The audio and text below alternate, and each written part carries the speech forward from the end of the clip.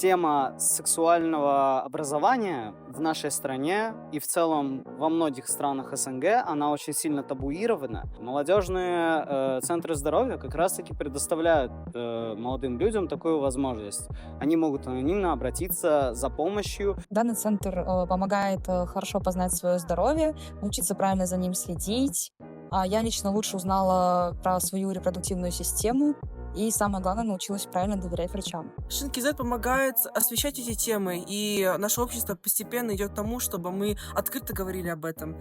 И я считаю, что Шинки Z такие проекты очень нужны нашей стране. К нам приходит очень много подростков, и при опросе, да, они говорят, что в Инстаграме они часто не сидят. Они сидят в основном в ТикТоке и любят короткие видеоролики. Поэтому мы решились пойти в ТикТок и тоже снимать короткие видеоролики и давать какую-то определенную идею об охране репродуктивного здоровья.